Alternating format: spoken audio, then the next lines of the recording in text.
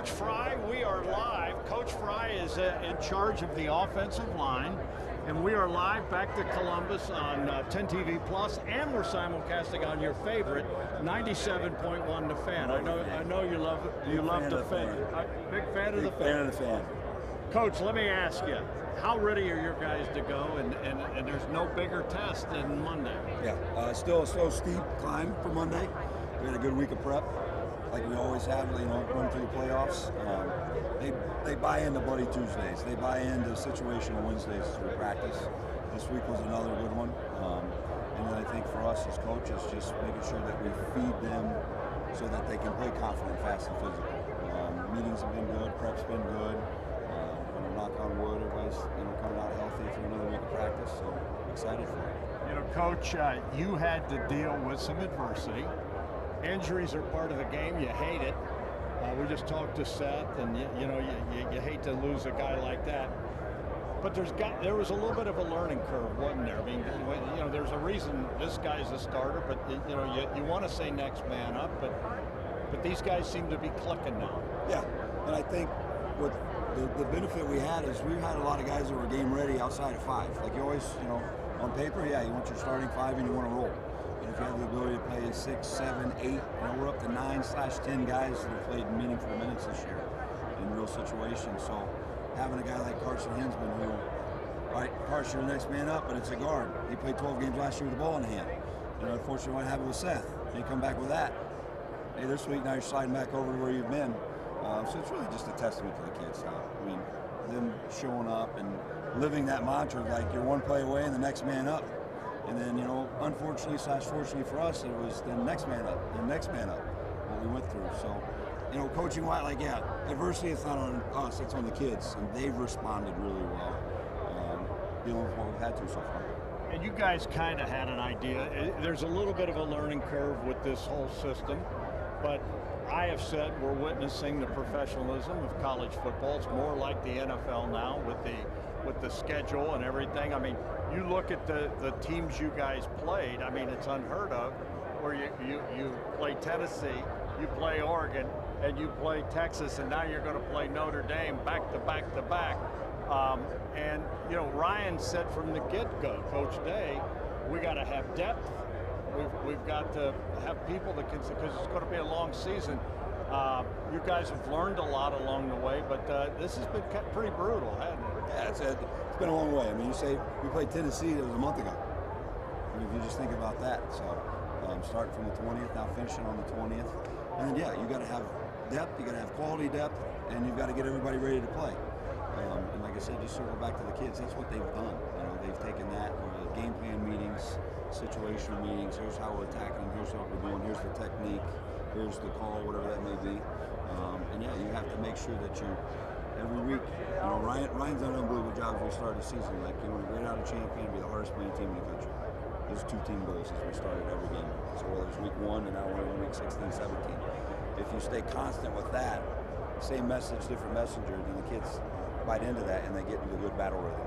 And so when you do have some hiccups or some injuries and things sliding in, it's not a new, it's just you're sliding that magnet up the depth chart there, and they've done a good job with that. If you're just joining us here on 10 TV Plus and 97.1 The Fan, we're visiting with the offensive line coach Justin Frye. Coach, obviously the quarterback and the O-line, that's a special relationship. Give the fans an idea of what we see him walking around, he's smiled, cordial and everything. But this guy's a competitor and there's a fire that burns in him, isn't it? And he's a leader with a capital L.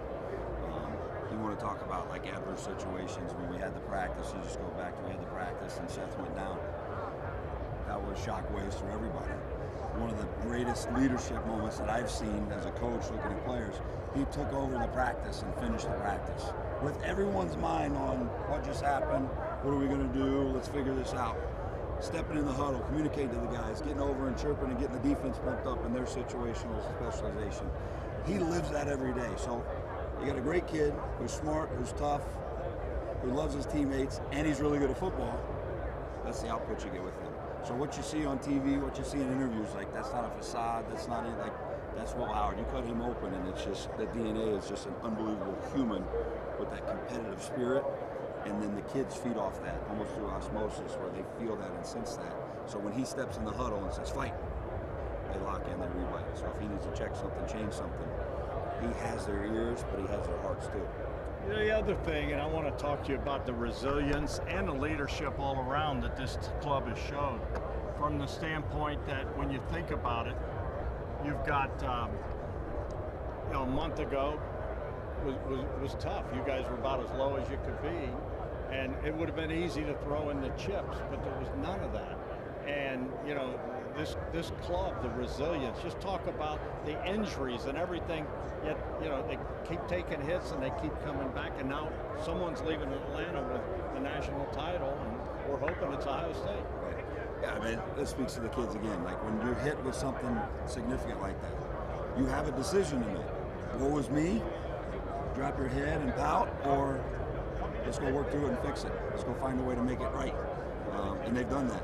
And so, once again, through their practice habits, through the communication, through open communication with me, saying, guys, this looks good on paper, we like this. How do you see it? Because we want to make sure you're going out and doing it. And like I said, Josh and Donovan and even Seth sitting around in the room still and coming around all the time, and Carson, who's played a lot of ball now, they see it through different lenses than the coaches may, so that when we get the game day and the foot hits the ball, they're confident when that play's called, when Will gives them that call, when we make that check, that they're going to go out and play really hard and really fast. And that's what they're doing the best of. I mean, you want to talk about this last month run, they're playing really, really hard. And so if that's your starting point, your foundation, then a lot of good stuff's going to happen. This has been a run. And I mean, you're going to play your 16th game, most games ever played, and they're talking about extending this playoff and everything.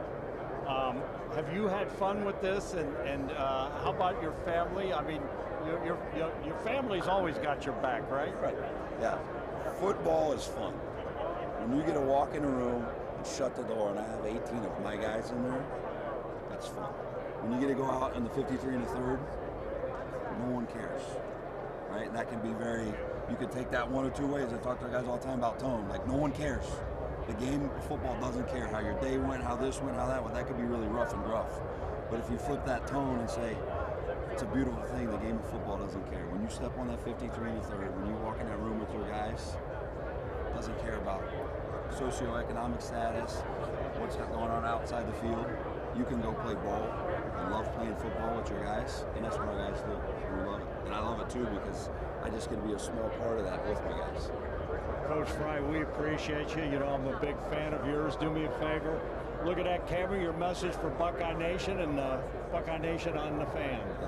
If you're in Atlanta, show up and be loud. And if you're not, go to your local bar, restaurant, or your party at the house and get loud on Monday. We're going to go get after this thing. Thanks, buddy. Thanks, Dave. Thank you so much. Coach Justin Frye.